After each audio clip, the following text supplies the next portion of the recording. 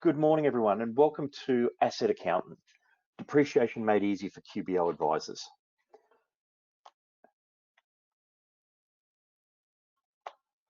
Asset Accountant is a new product to the market that we've just released.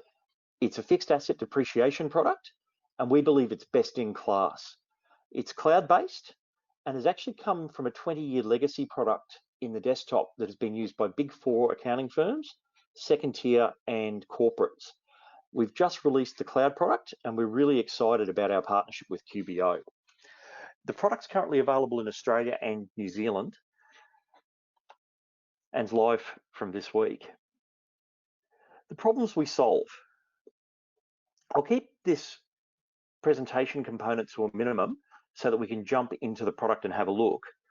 But we've really designed the product to provide a clear reconciliation between accounting and tax and compliance with ATO and IRD rules, providing a clear automation of depreciation calculations and posting of journals into QBO, and we're really excited by our partnership with Intuit.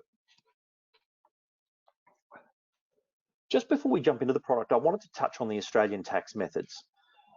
I'll go through the functionality actually in the product, but we won't have time today to go through all of the Australian tax methods. So in addition to having the usual 200% diminishing value and cost method, we've also got full and immediate deductions, the ability to flag R&D assets, Div 43, so your building and construction allowances, luxury motor vehicle limits, low value pools, software pools, and small business pools are all up and running, and we'll go through the low value pools today. Black hole expenditure for section 4880 and the ability to track that through the fixed asset register and reconcile that back to your balance sheet. Intangibles and primary productions are coming in a future release, and the ability to separate those out, and in particular the ability to tag primary production versus non-primary production assets and incorporate specific primary production methods. And this week, we're very happy to announce that we've launched the backing business investment components for Asset Accountant as well. So you can now claim your 50% up to the 150,000 upfront, up till 30 June, and we're currently extending that to 31 December per the government's announcement. We're just waiting on the legislation. So rather than bore you with slides, we'll jump into the product. So this is Asset Accountant. So a very simple dashboard on introduction. So the ability to see our asset groups that we've got set up, and just to show you the link to QBO, if I go into register settings and come across to my integrations, you'll see that I'm actually connected to a QBO file. So if you've only got one QBO file, it'll link directly using the same login that you use for Asset Accountant. If you've got multiple files, you can select the files you want to connect to. We've got our selection of pools. So whether we run no pools for the register, low value pools, small business pool. We also cater for software pools, and in the coming shortly will also be project pools for those clients who have got users. Now, one of the advantages we have of Asset Accountant is the ability to have unlimited users, and that includes giving your clients access to their own fixed asset registers, which is something that be very new for a lot of clients. So under our asset groups, we've got traditional asset groups, some already set up. So motor vehicles at cost, computer equipment at cost. If I jump in, we'll see that we're able to set up standard naming, asset types, reporting categories for links back to the balance sheet, whether or not the group is subject to capital gains tax, what capital allowances, disclosures we want in the tax returns, and our link to QBO. So what I might do quickly is just set up a new group and link that through to QBO. So I might set one up called Land and Buildings.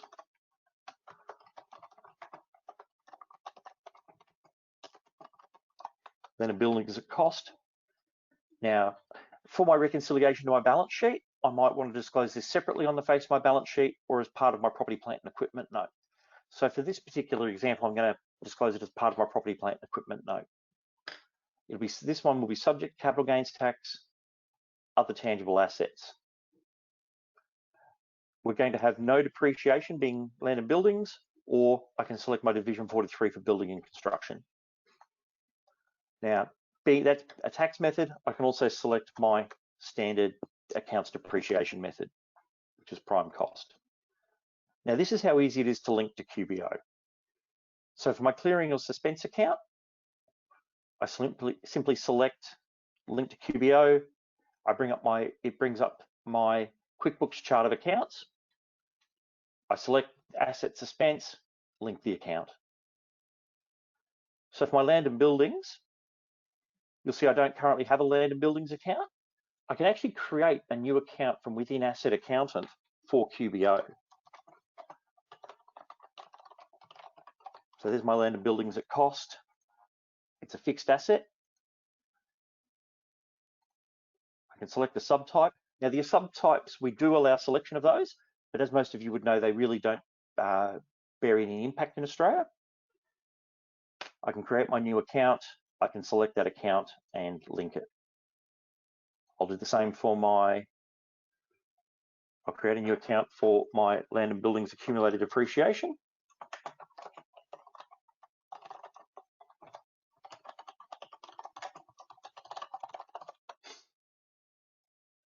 It's a fixed asset again.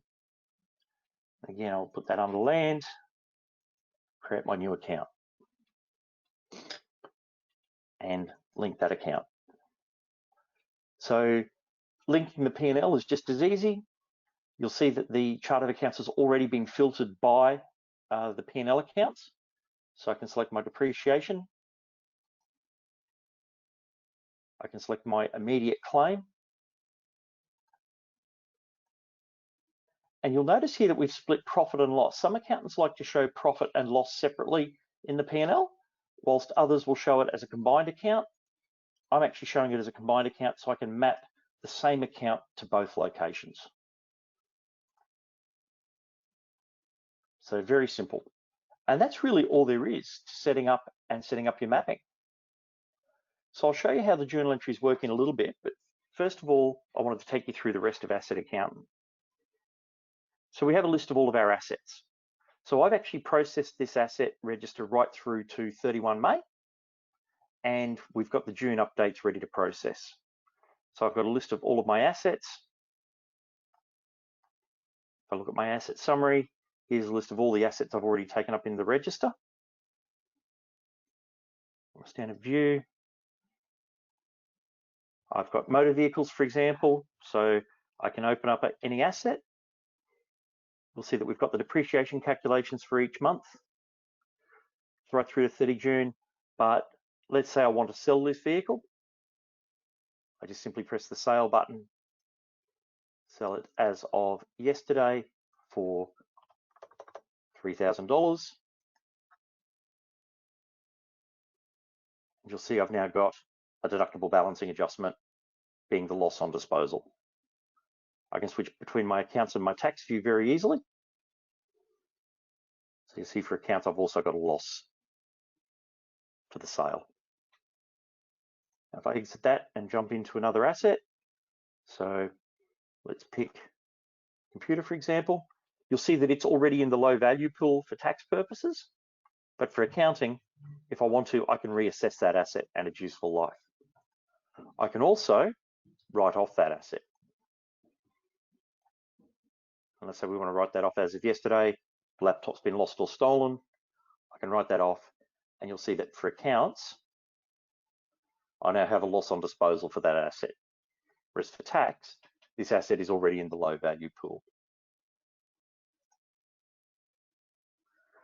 So our low value pool works exactly as you'd expect the low value pool to work. We've got new additions being transfers, assets that were eligible to be transferred this year, based on the written down value on 1 July 2019 being less than 1,000. We've got new additions, which is purchases up until 31 May. And what we might do is import some purchases for June. We'll do that manually through Excel, sorry. Now I've already set up a standard Excel template. I've mapped that across. I simply import my assets. Here they are here ready to process, and I can process the import.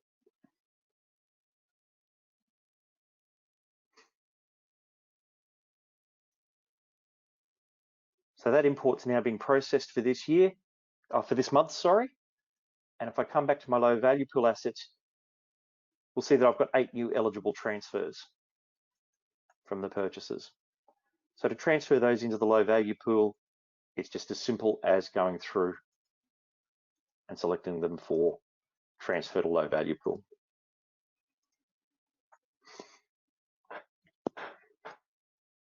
From an assets perspective, we now have all of our additions and disposals processed right up until 30 June. And so I can now run my journals.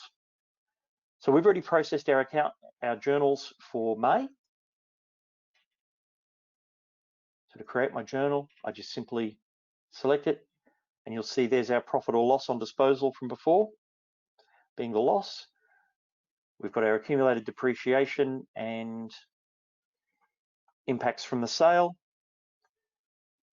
We have our depreciation expense for each category, and posting to QuickBooks is really as simple as pressing the Post to QuickBooks Online button. Now you'll see it's actually brought me up with the journal number. Now if I click on that journal, and I'm already logged into QuickBooks, you'll see here's my journal entry. And that's journal entry number 9 that's just been processed and posted. That's how easy it is to process journal entries in AssetAccountant to QuickBooks Online. Now let's just say, for instance, that I've actually forgotten to add an asset, and I had my new land and buildings group. I've mapped it, but I've actually forgotten to take up my land.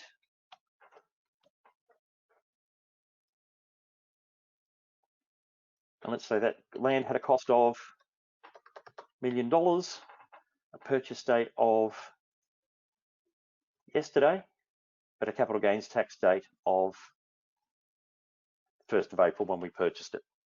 So we can track all of our CGT here as well. Now, being land, there's no depreciation. So that's very simple to set up. I say that and I process it. Very straightforward. So while we're here, we've also forgotten to take up a motor vehicle. Sorry.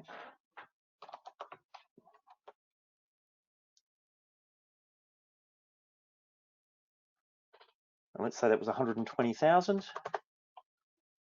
That was purchased on the 1st of June. And because it was purchased after the 12th of March, we're entitled to the accelerated depreciation under BBI. So you'll see that it's straight away, it's defaulted to the luxury motor vehicle diminishing value for backing business investment for our 8 years.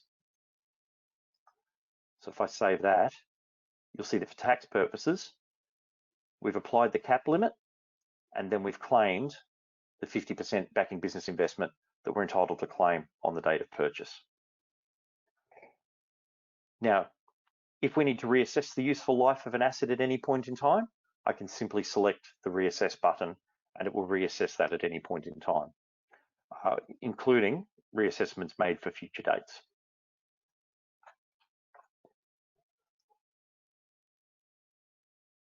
But now that we've taken up 2 assets since our journals have been processed, we've got to post adjusting journals for June. Now, normally you would need to go and actually manually process those journals. We've developed AssetAccountant and its integration with QBO so that it will actually pick up just the movements since the last journal's been posted. So it's as simple as clicking create, and you'll see that we've got our $120,000 motor vehicle, our $1 million in property, and the accounting depreciation expense. So we do run a separate accounting and tax books. So if I post that to QBO, you'll see that that's posted straight through. Click on the journal entry, And there's the journal entry posted straight to QBO.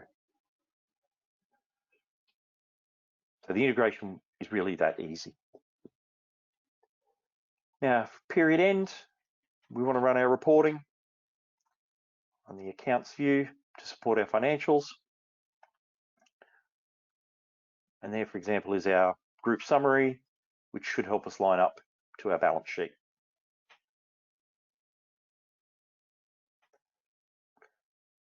Sorry.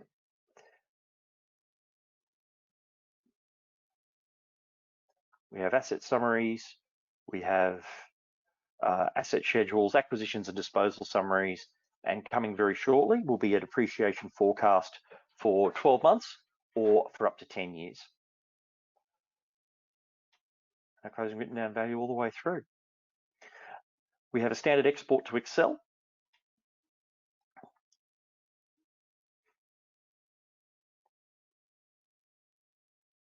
Which basically exports all of our assets exactly as is.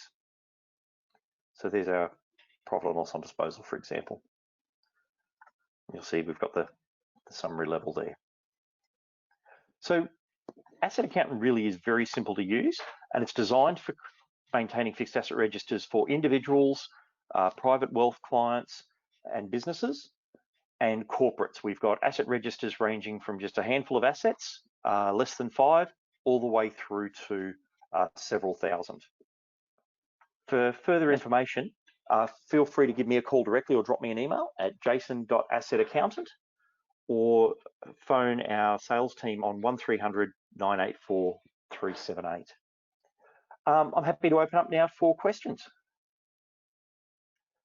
I will unmute if anybody wants to ask questions.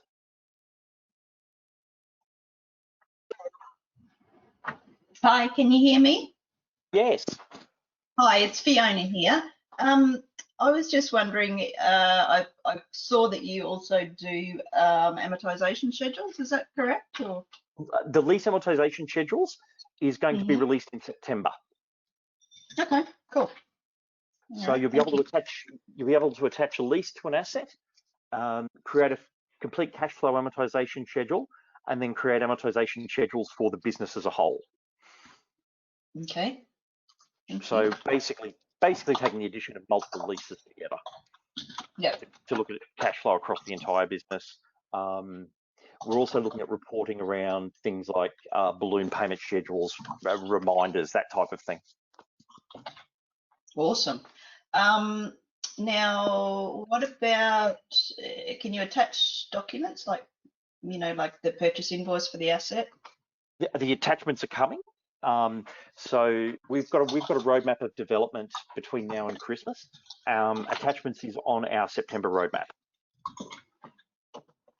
Okay. Cool. Awesome. So amortization schedule for individual assets and also organisation-wide. Organisation-wide, yeah. The other piece that we've also had requested is to allow partial leasing of assets. So be interested whether that's something that comes up very often, where somebody may actually retain some equity in an asset, and then the ability to bulk lease assets. So you might have 50 laptops, but they sit under one lease, for example. Okay. Yep. So they're the other two little variations on the theme we've had come through. Yep. And what about tracking of like location of assets, like, you know, motor vehicles? If you've got a business in Sydney and one in Melbourne, and I'm just thinking in terms of for insurance purposes, quickly being able to pull a list of where. Yes. So we've actually got a release coming next week that's bringing serial numbers, and we've actually got two ways to approach the location issue. One is you can set up a group for each location, which some of our clients have preferred to do. Or we are releasing a locations tag in the August release. Okay.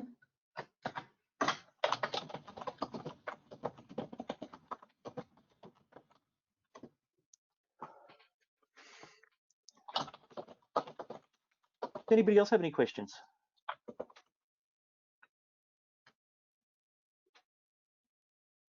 Well, if anybody is interested in having a trial, and you've got a sample register you'd like to send me through, I'd be more than happy for you to email a sample register through.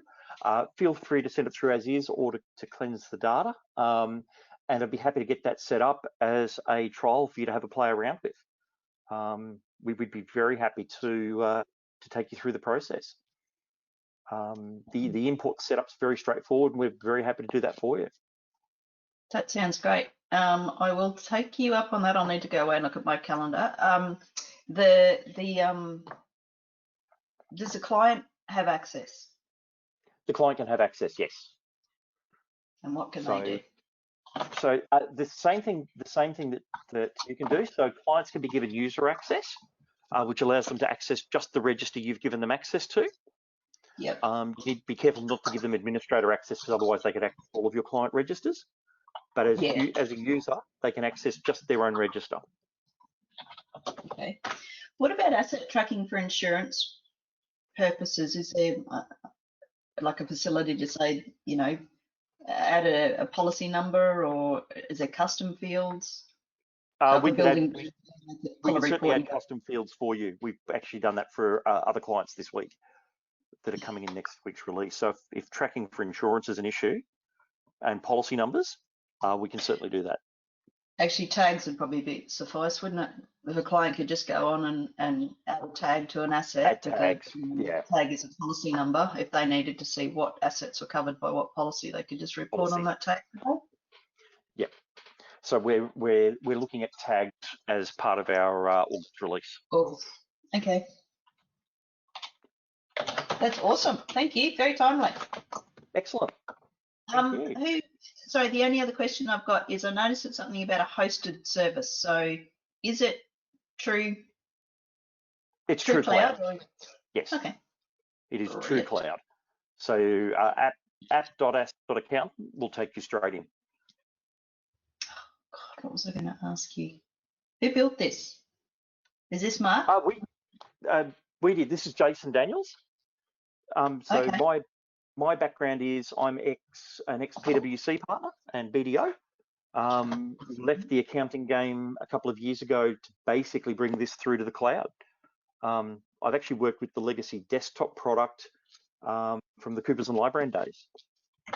Wow. So I'm a registered tax agent. So we've got both tax technical on the team as well as IT technical.